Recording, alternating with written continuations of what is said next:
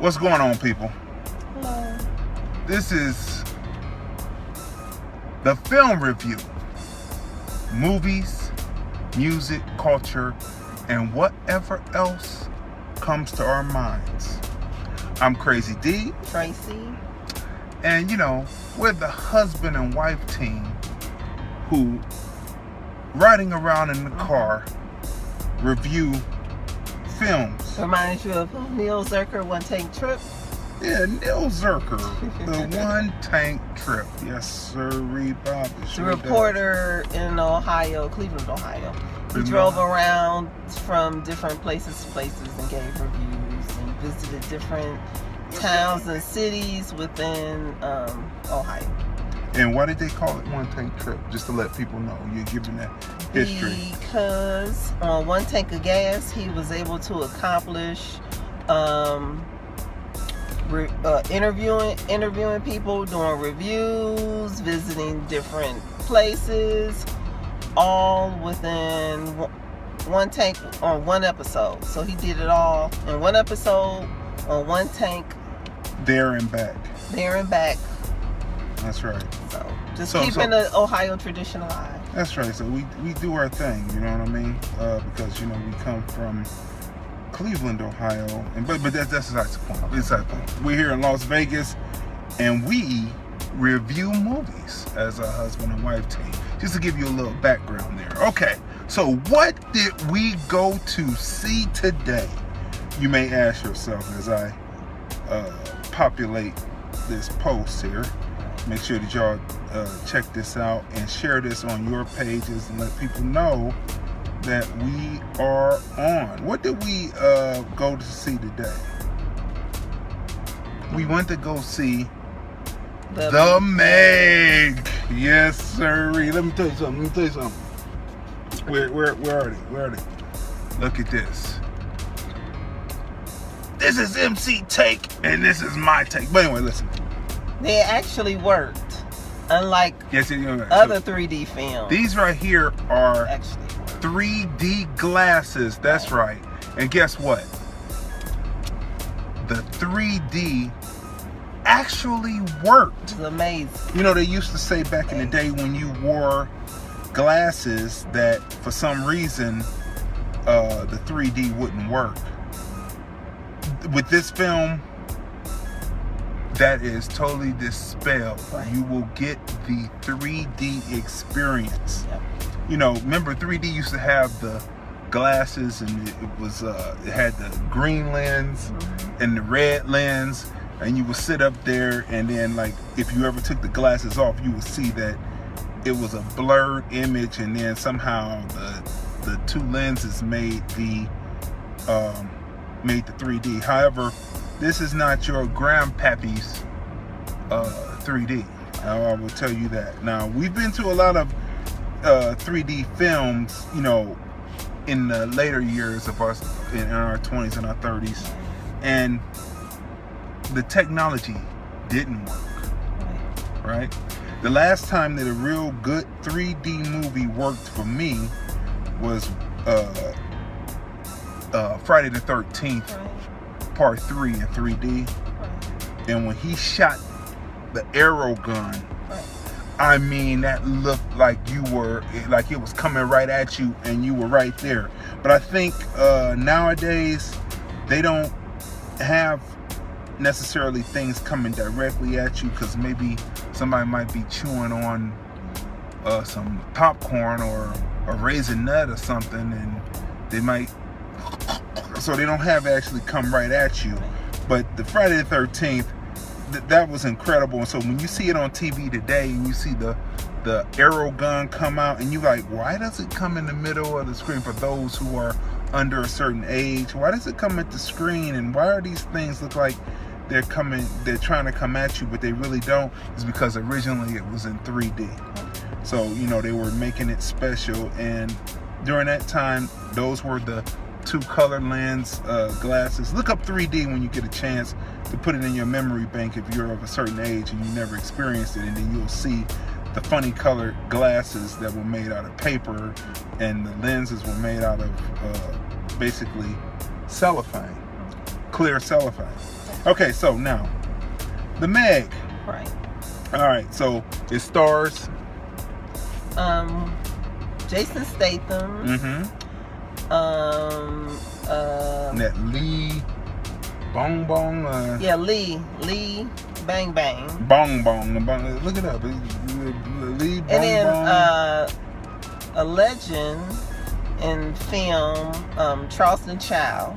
That's right. You see him in like a lot of the Asian, the Chinese movies, because this is. Now you remember when the shakeup happened in Hollywood, and the exec from Sony, the female exec from Sony, was found out to be saying that black films don't sell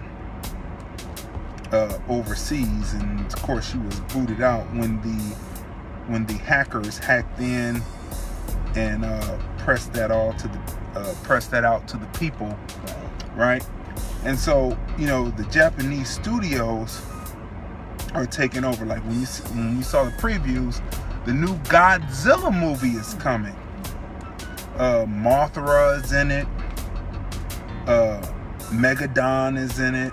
Those creatures, for those who remember the Godzilla movies when it was the man in the plastic suit. But those were great movies. Used to come on Saturday mornings. Bing Bing Lee. Bing Bing Lee. That's right. We want to make sure we have the names right. We reversed the names. The visual effects were like really great, crystal clear. The things look like from the opening, they have like because you're underwater in the very beginning of the film, and the underwater bubbles and the matter that's in the water looks like it's coming right at you, and that is great. So it is definitely worth the ticket price to go see the film. Yeah, because I was wondering, I was like, oh, is it gonna be like Jaws? But it was really good. It's a different storyline, different than Jaws, but it was really good. Yeah, it didn't take that long, because you pretty much know the premise, right? And it is Jaws meets action thriller. Right. Jaws was a thriller, kind of like a horror thriller, because the creature, which was a shark, a great white,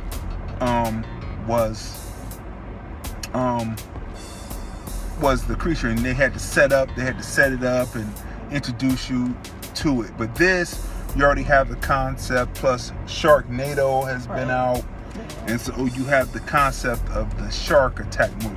What's interesting about this movie, plus it could be also considered a summer movie, like something for the entire family, maybe for like teenagers, or kids in middle school would enjoy it. It's full of action and no nudity, no profanity.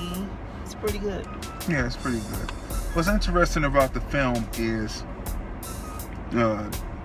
on the other side of it, like I was talking about the studios, and the Japanese studios have basically taken over the helm, I would say. They're not saying it, but we can see from the previews of the films that are coming out, like they have that one called the Crazy Rich Asians or something, that cost $40 million to make, but so far it's only grossed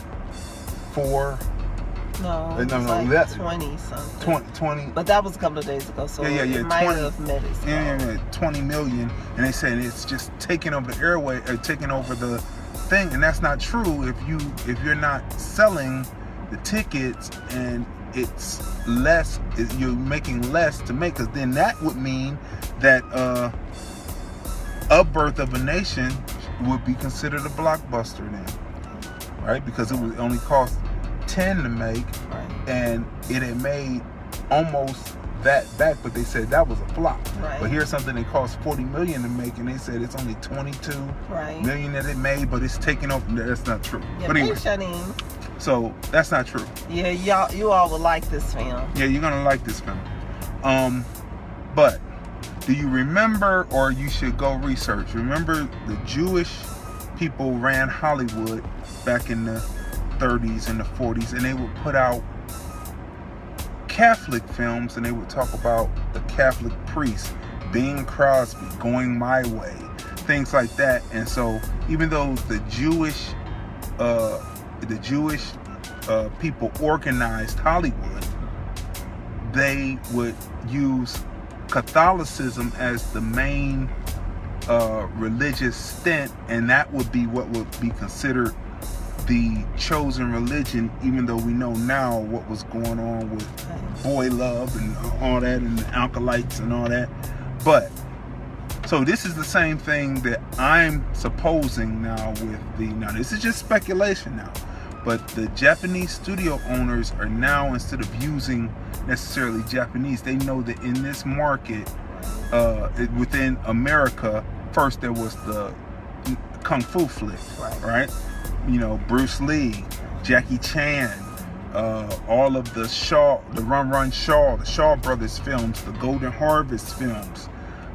They know that they were popular, especially in the black community, because when White Flight happened, the theaters still had to run, so they started bringing in what they call blaxploitation. We've talked about that before. And the Kung Fu flick, like back in Cleveland, there was the Scrumpty Dunk. Okay, for those who remember that. Now, so this is what I'm supposing and speculating, that the Japanese, because they know that that's popular, and then the Cub, the Samurai and Cub series, they were good, and the Japanese martial arts films with the samurais were good, and they were real bloody and stuff, but they didn't take off as much as the Kung Fu flicks did here in America. So they deal with the Chinese thing, and so I'm saying that the Japanese have pretty much taken over the American studios, and now they're pushing Chinese themed movies through. So as you're going to see, what's going to happen is they're going to start moving out the white female, and they're going to start pushing the Chinese female in action roles. And this is what happened in this film. Now we're getting down to the politics of the film. First off, the black character that's in the film, who is very intelligent, just like in Jurassic World. Right, he was very intelligent. Did the computer thing, but he was scary throughout the whole film. He did do some heroic things, right, but after he did heroic things, they had to show where he quite didn't measure up to the white and Asian characters as far as bravery. It was more like happenstance that he did what was brave. So that is a trope, and a stereotypical trope that are in all of these films that are considered diversity films, where there's diversity. And we've talked about diversity, and go back to our earlier reviews of films, where you will see diversity and what diversity actually means. And so he's there, and he's not, he's not productive as far as a action hero. Okay, he's there. Okay, so now at the end of the film, there's a scene where there's some waving going on, and you need to see the waving going on. And I hope and pray that the brothers do not get indoctrinated by what the Japanese Hollywood is getting ready to put out, where they put the Asian woman up front as the sex symbol, and that's better than whatever. It's better than they're moving when you watch this film, they're moving the white woman out and they're putting the Asian woman in. So do not be indoctrinated by this. So now I laid all that framework to say this. It's interesting to see where in Jaws it was all Caucasians being ate by the shark. So it's very interesting to see a situation. They were at Sanya Bay in China. Right. and it's a place, a swimming place. It's a beach. It's a beach, and so it was very interesting to see Asians getting munched. And what's funny is, the film is in English, but then when the dramatic scenes came up between the Asian characters, they spoke in, I guess it's Cantonese. It's either Cantonese or Mandarin. I don't know which one is the country and which one is the city, but it was either Mandarin or Cantonese. So they speak in that, and you get subtitles. So we will give you that. That's not a spoiler. That's just that, because we're not giving you the plot of the film. Other than it's a good film. It's good. It's good. It's entertaining to see, but be aware of the stereotypical tropes that they have put in the film, and be able to brush that off and keep it moving and say, hey, that's all right. Okay, so now we talked about the 3D, and it's fast paced. We talked about the politics. Now let's talk about the action in the film. Yeah, excellent action. Jason Statham, of course. He led the cast. No kung fu this time. It was full of action, right? No. He's fighting a shark. Yeah. So it's no it's none of that. Yeah, it was really good. And it was really good, and he brings it forth, and of course they have to have a love story in the middle of trying not to be munched by a shark. Right. And the new thing on screen is the love affair. Shanine said Mandarin is North China, Cantonese is in Hong Kong. Okay, Hong Kong. So Cantonese is what they were speaking then, because that's the city. Okay. Thank you, Shanine. From Javon. Thank you, Javon. Okay. So the new love interest on the screen is between European American and Asian woman. That's going to be the new push on the screen, and they're going to show brothers trying to follow the lead. So that's very interesting in the middle of all this that we see happening. The action, excellent, moving through it. You know what I mean, from the very beginning. But then, as all films have that are trying to do a little much, there is some doldrums. There is a doldrum period in it where you say, okay, they didn't show us everything. Let's get to the climax. And they set you up for the climax. And then the climax comes, and this is a large shark. It's larger than whales, than the largest whale. This is a prehistoric animal. You saw the preview, so that's not a spoiler. They talk about that in the previews. This is a large shark, and the human is like this little, and the shark is like this big. And somehow in the end, well, you will have to wait to go see the end. But it's a good movie, a great movie to go see for action. I just wish that the Japanese studios wouldn't still keep on doing the same thing that the Jewish studios did concerning black people in film. And that's why it's very important for us to be in film, to tell our stories and leave out those tropes about waving at people, and put in the real of what's happening, that there is black love out there. And that's what we will say about that. So now, what would you rate the film?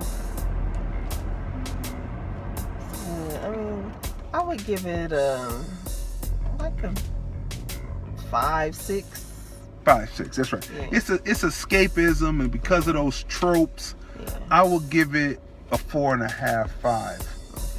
Just because of those tropes. But for escapism and mindless enjoyment, it's just that we happen to be aware of what's going on. Right. And when we see things, it's like, here we go again. But for mindless entertainment and something where you can root for the hero, it's worth seeing. So I give it a 4.5, 5. My wife gives it a 5-6. Yep. It's not like how Panther was, that not only did you get the action, but you got great acting. Not only did you get it's called the movie's called Mega. The Meg. Yeah. MEG. Yeah. Like JPEG. And if you look it up under Mega also, it'll still come up. It'll still come up. Yeah. Right. But, you know, it's not like Panther, where Panther had the action and the CGI, and they had great acting and the romantic love story. Well, nothing compares to Panther. Okay. But this is okay. It was good. Oh, yeah. One more thing, it was entertainment. Okay, one more thing. We saw some films that we're going to be reviewing. Now, if you follow our previous posts, we're talking about the films that we're going to see during the summer, when the summer first started. Right. But they have a couple of more films that I just jotted down. I jotted in my notebook here on my phone. And Hunter Killer, we're going to be going to see that film. And then Predator is coming out, and it has black people. All these films have black people in the cast. So we're going to see this film. Hopefully there aren't those I will say bigoted tropes. I'm going to call them bigoted tropes. Hopefully not bigoted tropes. And Overlord, we're going to see that film because it's great. Oh yes, Robin Hood is coming. Oh, Jamie Foxx. Yes, right. And I believe that Jamie Foxx is playing Friar Tuck, I believe. I believe that he is Friar Tuck because he's the one who actually, in the previews, there's no mystery to that, he's the one that actually trains Robin Hood, just kind of like how it really is. Right. He trains Robin Hood to steal from the rich and give to the poor. So we want to give this. Now, the social part of the Meg, the social responsibility part of the Meg, the film was about the environment and disturbing the ecosystem, which brings about death to human beings because we disturb ecosystem. We don't believe in leaving Mother Nature alone, and we don't believe in the protecting the environment. That is the meaning of the film, and that's what happens. And because of that, there are repercussions, and thus you have to go into savior mode. And that's what the film means. That's the bigger meaning of the film. So that's it. Don't forget, for the people who are in Vegas, our program K Hemp, that's 18.6 digital antenna ears, the first black owned TV station in Las Vegas. I'm the PD. And then Brian Harris, shout out to him because he's the innovator who said we're going to have a station and we're going to launch it in August. And we bring the content. And also you'll see us on Bop TV from out of Atlanta. You get your Roku set. So you go into Roku and you search for BOP TV, Bop TV. That's Black on Purpose Television. And you'll be able to see us there. And then of course, Lordlandfilms on YouTube. Just type in Lordlandfilms and it comes up, or Lordlandfilms.com, it comes up, or Crazy Dee, it comes up. And so that's about it for now. We'll be back with another review soon, because there are so many movies to see, and we broke away to see this one, and so we told you about it. So go see it, enjoy it, and we love all those who are sending the love out to us. We're sending love back to you. And happy birthday again to Lynn. That's right. We love you. That's right, Lynn. We sent you that birthday gift. We appreciate you. And so stay tuned. We will be back for more. They can't hold us down. Just when they thought they did, we find a way around it. So stay tuned for that. And we're signing off. This has been another go ahead. Another movie review. That's right. The film review, movies, music, culture, and whatever else comes to our minds.